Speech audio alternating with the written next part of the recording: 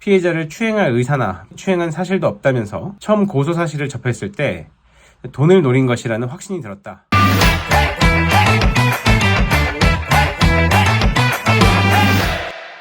안녕하세요. AI 형량 예측의 로이어드입니다. 로이어드 채널은 음주운전, 성추행, 사기 등 각종 범죄에 대해서 법원이 어떤 판결을 내리는지 들여다보는 채널이고요. 오늘은 얼마 전 뉴스로 보도된 전 대구지검 부장검사의 성추행 사건에 대해서 로이어드에서 어떤 형량을 예측했는지 한번 알아보는 시간을 갖도록 하겠습니다. 먼저 어떤 사건이었는지 한번 확인해 보시죠. 성범죄 판결문들을 보다 보면 많은 분들이 생각보다 인터넷 채팅을 통해서 만나는 경우가 많은 걸 알 수 있습니다. 아마도 데이트 앱을 판결문에서는 인터넷 채팅이라고 지칭하는 것이 아닐까 이렇게 한번 추측을 해봅니다. 전직 대구지검 부장검사, 그러니까 지금은 변호사 활동을 하겠죠. 이분이 현직 부장검사였던 작년 11월에 채팅 앱을 통해서 여성분을 만나게 된 것으로 보이는데요. 어떤 만남이야 그렇다 치고 문제는 이분이 여성분과 차를 타다가 허락 없이 여성의 신체를 만졌다는 겁니다. 결국 이 사건은 여성분의 신고로 재판이 진행됐고요. 대구지방법원에서 진행된 대구지검 부장검사 출신 변호사 A씨에 대한 결심 공판에서 검찰은 A씨에게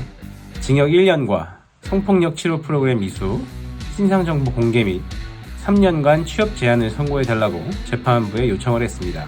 현직 부장검사가 채팅 앱을 통해 만난 여성을 성추행한 이번 사건, 징역 1년을 구형한 대구지방검찰청의 결정은 적정했는지, 그리고 앞으로 대구지방법원은 A씨에게 어떤 선고를 내리게 될지 로이어드를 통해서 알아보겠습니다. 먼저 A씨의 사건을 변수화해 보겠습니다. 지난해 11월경 자신의 차량에서 인터넷 채팅을 통해 만난 여성 B씨의 신체를 허락 없이 만졌다는 내용이죠. 해당 내용만으로는 어떤 자세한 추행 상황은 알 수 없는데요. 개인 차량 안에서 이루어진 행위로 개인 장소로 정하고 허벅지를 1회 쓰다듬은 것으로 설정을 해보겠습니다. 형사재판에서는 범행을 인정하고 반성하는지 아니면 무죄를 다투어서 반성의 기미가 없는지는 처벌에 큰 영향을 미친다, 이렇게 널리 알려져 있죠. 언론 보도에 따르면 A씨의 변호인은 당시 상대방의 동의가 있었고 A씨는 피해자를 추행할 의사나 추행한 사실도 없다면서 처음 고소 사실을 접했을 때 돈을 노린 것이라는 확신이 들었다. 재판부는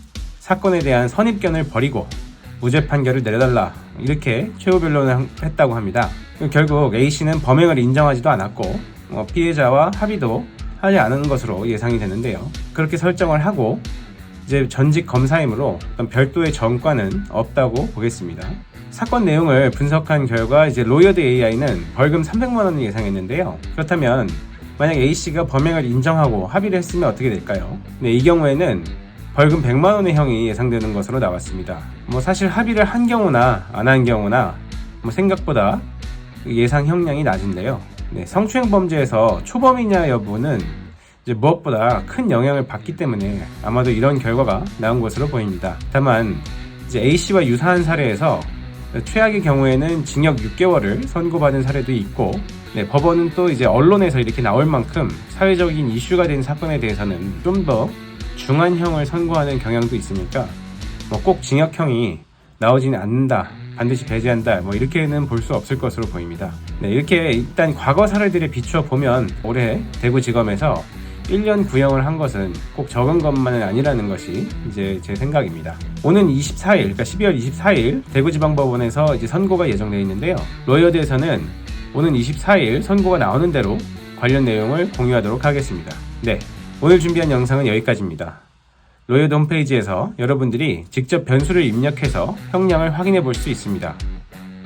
궁금한 사건이나 또 다뤄줬으면 하는 이런 사건이 있다면 언제든지 댓글로 남겨주시기 바랍니다. 이상 로이어드였습니다.